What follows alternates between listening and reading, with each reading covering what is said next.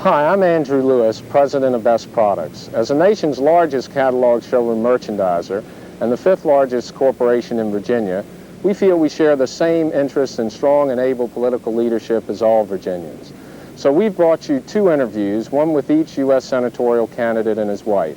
You've previously seen Andrew Miller and his wife. This is John Warner and his wife. We hope it's stimulating and interesting and that you'll be a better informed voter November 7th. Good evening, I'm Libby Fitzgerald. This is the second of 2 programs, close-ups of the candidates in this year's race for the United States Senate seat in Virginia. A few nights ago, my guests were the Democratic candidate Andrew Miller and his wife Doris. Tonight, they are the Republican John Warner and his wife Elizabeth. My purpose in doing these programs was to take time out from the issues and the frantic pace of the campaign and to get to know these candidates as people. We almost didn't get together with the Warners due to Elizabeth's recent hospitalization. She is recently out of the hospital, and this is, I think, your first time out on the campaign trail again, and your voice isn't quite back to normal, so we're going to let John do most of the talking. You have been incredibly accident-prone, though, in the last few months. Are you feeling like campaigning is a hazardous occupation at this point? Well, I've been going at a very strong, arduous pace, and things happen. I prefer to call it incident-prone, not accident-prone. I mean, things just happen to me like a piece of metal flew into my eye. I don't think that's my fault. And choking on a chicken bone is evidently a very common thing. It's also very dangerous. It was a frightening experience, I'm sure. It was. John, what was the most difficult part for you, going back a little bit, of taking over a campaign in midstream after Dick Owenchain's tragic death? You were not the original choice of the convention. In some sense, you must have almost adjusted yourself personally to the fact that you were at least temporarily out of politics. Well, I'd gone back to the farm with Elizabeth, and we were living a very quiet life, doing what I've always wanted to do. I've always missed my farm and living in the country, and I'd begun to get back into business again. I liked small business, and we were several individuals, myself, were beginning to start up some small businesses. When the tragedy of Dick's death came, it hit us all very deeply. As a matter of fact, I was with his parents last night down in Botetourt, his county, and there's still a deep feeling about the loss of a great Virginian. But nevertheless, we as a party came together very quickly. And the decision was made after careful consideration of a number of candidates, and I started again. I literally had to walk in on a Monday morning and pick up a campaign staff that was crestfallen, in debt, but we got her going. And within 5 or 6 weeks, that's some time ago now, we were just a few points behind my opponent. And today, we're right there with him. Have you had any problem, do you feel, in rallying the Owenchain people to your side? No, because the basic philosophy of my campaign, the principles of a strong national defense and the free market, and to cut back government growth, and cut back government spending, and balance the budget. These were the principles that Dick believed in, and the principles that I believed in.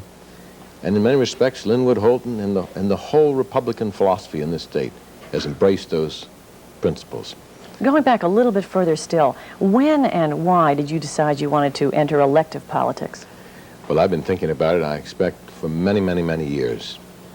All during my public life, in the 2 top spots, the Navy Department as Undersecretary, Secretary, I was with people.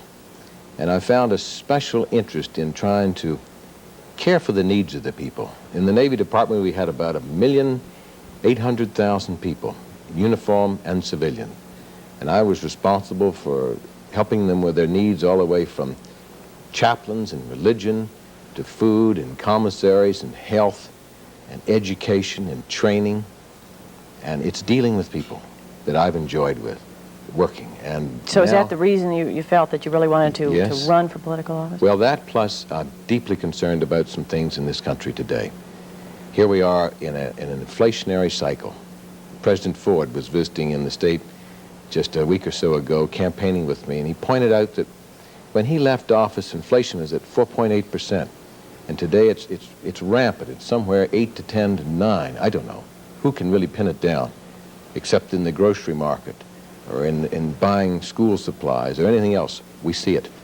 But as a man's desire to become active in politics, to run for office, purely a desire to accomplish something, to serve the people, or isn't, in some sense, can it be an ego trip? Well, I don't think it's an ego trip in my case. I'm really concerned about, as I said, inflation and national defense. Here we have a critical decision before the Senate next year, SALT II. And I've put 10 years of my life in national defense. My wife teases me. I dropped out of high school in 1944, joined the Navy, as did many young Americans. And then I was within a few miles of where we're sitting today at the University of Virginia Law School. 1950, the Korean War broke out, and I up and volunteered again, this time as a Marine. And then over 5 years in the 2 top slots of the Navy Department. These assignments took me all over the world to deal with military leaders throughout the free world, and indeed right in Moscow. I dealt with the top-level military staff in Moscow on questions relating to the navies. And we worked out a very satisfactory agreement which protects ships and airplanes operating on and over the high seas today. That's valuable experience to bring to bear on the decision with respect to SALT II. But going back on what I asked you a little bit, the adulation that you receive from people when you're in political office, the prestige and the importance of your position, can that get in the way sometimes of a vision of accomplishing something for the people? I don't think in my case. No, because I think John really cares about people. And he's dedicated and wants to do something to make things a bit better. I don't think it's an ego trip at all. When you were married, did you have any premonition, or did you have any idea at that time that John had aspirations for a political career? Oh, we discussed it. You did? Yeah. On to something a little bit different. Isn't it true that because of the campaign contribution law change, which I believe was in 1974, which prohibited corporate contributions and limited personal contributions to $1,000, that it helps to be personally wealthy when you're running for office? Does it put the other guy who doesn't have the money at a disadvantage when you have a candidate who has a lot of personal wealth to spend on a campaign? Well, Mr. Miller has raised this as an issue in the campaign, but I don't think it's an issue. He very handily raised $1 million during his preliminary campaign for governor. And now he apparently is lagging in fundraising for reasons which I don't understand, but I'm coming ahead in fundraising. We think that the next report, which will be out very shortly, will show that we have 3 times as many contributions, individual contributions, as received by Mr. Miller. I don't know what the totals will be, but in just a few weeks' time, 4 or 5 weeks from the first report, I was within a few dollars of reaching him in contributions that he's been campaigning for since June. But are you putting a great deal of your personal money into this campaign? When I had to pick up this campaign in the wake of a tragic death and literally walk in on a Monday morning and take over a deficit situation and a payroll, naturally I had to put in some sums. I mean, there wasn't any way in a period of 48 hours from the time I got the nomination until I arrived in Richmond to raise the funds. But you know, Libby, to me, the money put in by the candidate is the purest of dollars. I'm putting it in because of my confidence in myself as a leader in the Senate and my confidence in Virginians. I don't think you can take money and buy votes. It's not that. This money is being used to pay a campaign staff who's working hard, small salaries, most of them on very minor salaries, to bring to the people of Virginia the issues. It's not a personal campaign against Mr. Miller. As my television will soon appear, some of it has already. Mr. Miller started way in advance of me on television, but it doesn't attack Mr. Miller. It's not a blitz. It's talking about me as an individual and the issues. Now, to me, that's important. That's a responsibility I have to tell Virginians where I stand on critical things like inflation and cutting taxes and the strength of our national defense today, which concerns me. But if you don't have the money for a lot of media exposure, which is kind of important in a short campaign where you're trying to reach a lot of people, doesn't that put the other guy at a tremendous disadvantage? But Libby, as we sit here today, Mr. Miller has had more media than I have had. And according to my campaign managers, the amount of media that we will use is less than that used by John Dalton in his campaign for governor.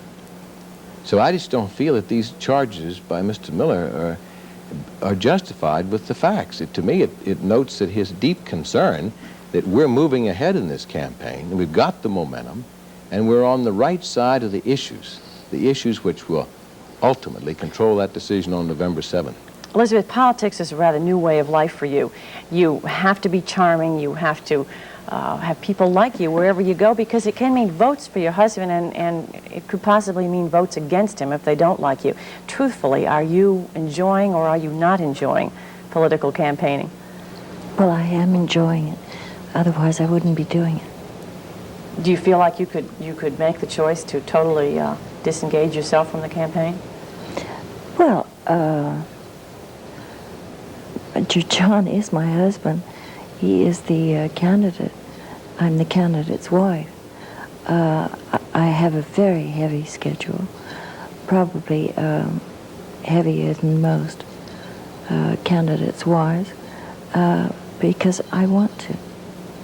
I could cut back a lot. Have you? But I don't, I don't choose to. Have you now, or have you ever had strong political views? If you were rather liberal-minded, I would think it would be difficult to live with John Warner. He's not difficult to live with. Do you keep your political views to yourself? Do you have strong views on politics? Or We have our differences. We don't agree on everything. But he's the candidate. We discuss things. How much of it, like any wife, sinks in, I don't know. I can remember reading, I think, years ago that you were so-called of liberal bent in politics, and that's why I was interested today. Well, I wouldn't with really you. say that. My godmother was one of the first lady MPs, Member of Parliament. My godfather was a Member of Parliament.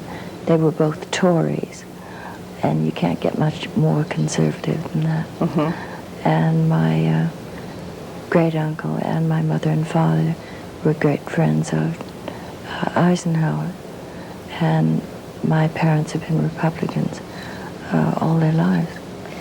There is a side of you that is not well known, and that is your involvement over the years in terms of your time and money that you have given to various charities. What have been some of these things that you have contributed to, and why?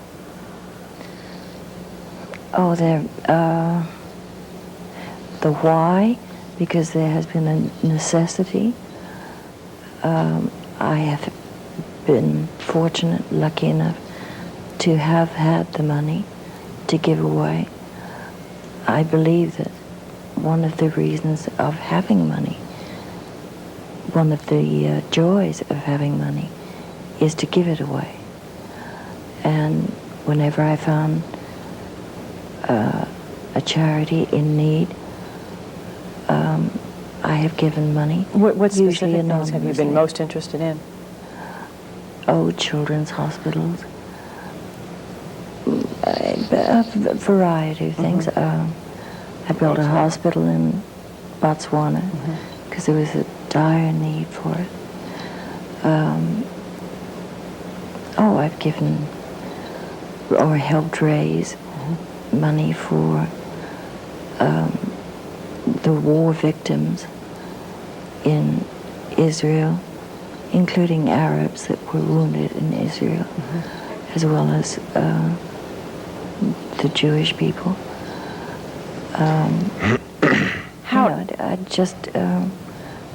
I care about people, and if you have the money, I believe that you should do something about it and use your money to help people.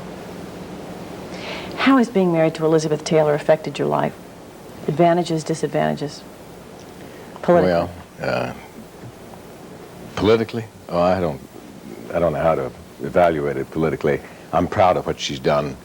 I'm proud of the way that Virginians have sort of taken Elizabeth into their hearts and their homes, and she's provided a lot of, I think, a personal joy for people, and will continue to do so. The fact that she is so heavily scheduled, as you mentioned, in campaigning, must mean that there's a feeling, at least on the part of your people, that she is an advantage to you politically in the sense that she might attract votes. Well, I think that heavy schedule is of her own making. She enjoyed it, and she's entirely in control of her schedule. She's here today simply because she felt that she wanted to have this as her first appearance. We're going to church today. We have much to be thankful for. But let me just finish. She mentioned, does anything sink in? And we talk. We do differ on issues, but she has brought a new perspective to my thinking. And I guess at the age of, well, I'm 51 now, 49 when we got married. She's worked since she's 10 years old and worked hard.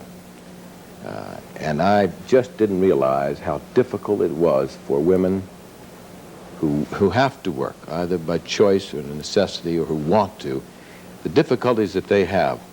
And this has been an eye-opening experience for me.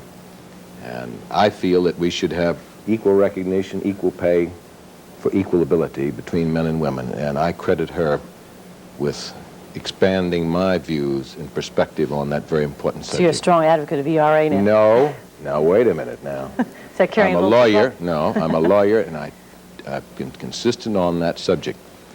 I think the laws of Virginia give adequate opportunity and protection for the women. And I feel that this 23-word amendment is very confusing. It will stay locked up in the courts. And as a lawyer, to me, it might even deprive some women of their rights and hold out false hopes to others. I'm just hopeful that we can work out this situation, if we must do so legally, in some manner other than these particular 23 words right now. But I come back to the basic principle. Through public life, I've always tried. In the Navy Department, we elevated women, gave them more job opportunities. In the Bicentennial, my person that shared the responsibility was a woman. My campaign manager is a woman today. So I've got a good record, I think, on public as supporting equal ability. But she has brought in a whole new dimension. How hard it is for a young woman to get started, and particularly if she has to leave as a homemaker because of economics or a disaster in the family, to go back into the job market. And this wonderful person has taught me to be caring and more respectful of those individuals that have to do it. But let's face it, you have the problem, and you're aware of it, I'm sure, that in many cases people come out to see Elizabeth Taylor and not John Warner. It's fine. Does that pose a problem to you in getting No. your message across to the No. voters, do you think? No, Elizabeth No? sits down very quietly, and then they listen. Would you say that's true? Well, some of them may come out originally to gawk out of curiosity or whatever, but they stay to listen to John, and that's the important thing. You do have that feeling that they're listening to you. Well, Absolutely. I just feel so strongly on November 7th, putting aside all the money and the personality attacks and Elizabeth's and so forth. I don't mean to say that both she and Doris Miller have done a wonderful job. As a matter of fact, I've said on the debates that I think on certain days Doris Miller and Elizabeth do a better job than the candidates. But when it comes to election, there's a sort of a quietude that goes over the state. And then the sun goes down, and then the release of the results. And those results are going to be dependent, Libby, on the issues. Which man is best qualified by virtue of his training to deal with inflation, to deal with things like needed medical care. I mean this. Well, I okay, mean but let me ask you something about that. Now, you know, candidates always say the issues are the important thing. We want to Yeah. stick to the issues in a campaign. But I've heard many people say, what difference do the issues make? What these men say now, not necessarily what they're going to do once they get elected. People really feel that candidates will say almost anything to get elected. And what they do afterwards depends upon not so much what they said before, but on what is politically expedient at the time. Well, there's a measure of truth in what you say. Candidates make a lot of promises. But I think you have to go back into the individual's background. Now, for example, I've worked in politics since 1952, when I was right here on the University of Virginia campus for General Eisenhower. I've worked with Mills Godwin and John Dalton and Harry Byrd. And that's a philosophy that I believe in. And these men now in in many respects, are working to help me in this election. In sharp contrast, my opponent has philosophically supported individuals like George McGovern and George Rawlins, and he would have preferred to have Elmo Zumwalt in the Senate today rather than Harry Byrd, and Henry Howell, as you know, in the State House instead of John Dalton. So I think that we will take that same philosophy as manifested in the past into the Senate, and we will work with like individuals in the Senate. I feel very strongly on certain things. For instance, the President said next year is a year for labor, and I think that Labor Reform Act is something that I would have voted against. I do not have the support of the AFL-CIO like my opponent. The President is pushing in some respects for a new Department of Education, which will layer on tremendous amount of tax dollars and additional regulations on our school system. And Mr. Miller supports that because he's gotten the support of the teachers' organization here. We don't have time to get into too many of the issues today because, you know, that was not the purpose of the program. How did you meet? Oh, you explain that. Well, the Queen of England was giving a reciprocal party for President Ford at the British Embassy in Washington. And I was invited. There was a small dinner, about 80 people, and then after in the garden, about 1,500. And I told Frances Ramsbotham, Lady Ramsbotham, that I just couldn't go in alone, unescorted. You know, could I go with a couple or something? And she sort of said, well, let me think about it. And she called back and said, do you know John Warner? Well, I'd met John a couple of times. Yeah. Yes. But So he was a familiar face to you at that time. You know, well, not terribly familiar, because I was dating somebody else. A little competition, huh? A little healthy competition. Well, anyway, it's on the occasion of the bicentennial that we met. And I invited her down to the farm to have Sunday lunch, and she saw the hillsides of Virginia and the farm, and that was the beginning of a wonderful But and she fell in love with the hillside well, I before think you? so. I would say so. I get a little... But our first date was at the White Tie dinner at the embassy. I was, as head of the bicentennial, I was there representing the United States in the bicentennial, and we got together. You've heard and read it all, I'm sure. Elizabeth Taylor has been married 6 times. She's gained a little weight, on and on and on and on. Does this hurt you to read these things? Do you think this rightfully has any business being a part of politics? Can you sort of harden yourself to that sort of thing? Does it bother you? No, it doesn't really bother me. We have a saying, unto thine own self be true. I feel that I am responsible to and for my direct family and my friends. What people speculate, what people write about me, I don't really think it's any of their business. Whether I put on 10 pounds or lost 10 pounds is up to me, as long as he doesn't mind. I heard the author of a new book about Jacqueline Kennedy Onassis interviewed recently about how she could possibly have delved into so many of the very private and sensitive parts of Jacqueline's life. And she said at that time that she felt that when you become a public person, you in a sense lose the right to a private life. Do you agree? No. Well, you are in front of the public.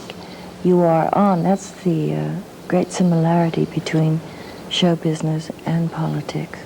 You're responsible to and for the public to a certain degree, but you do have your private life when the door closes and you're home.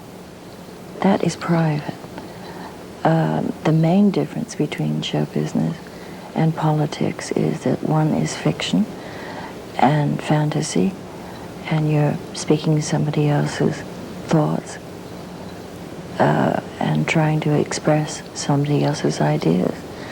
in politics, it's for real, and you're on your own, and there's no chance for a retake.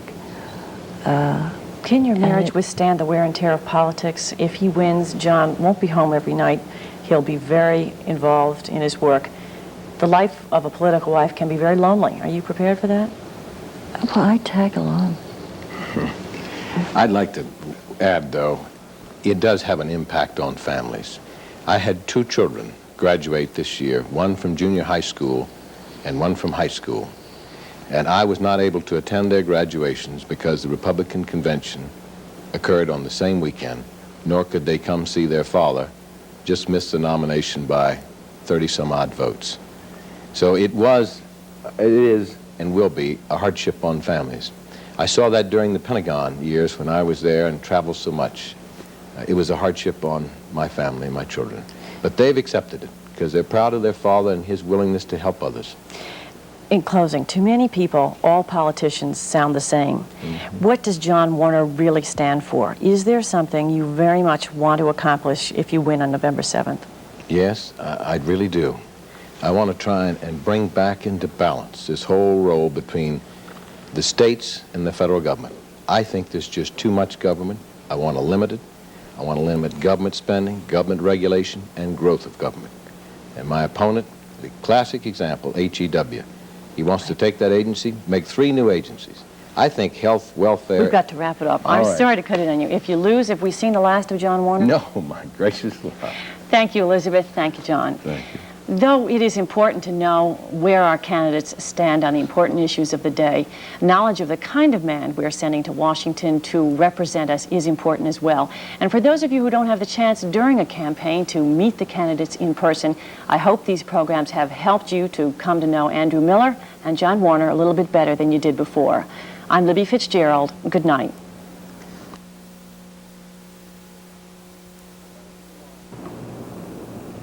Well, thanks for watching.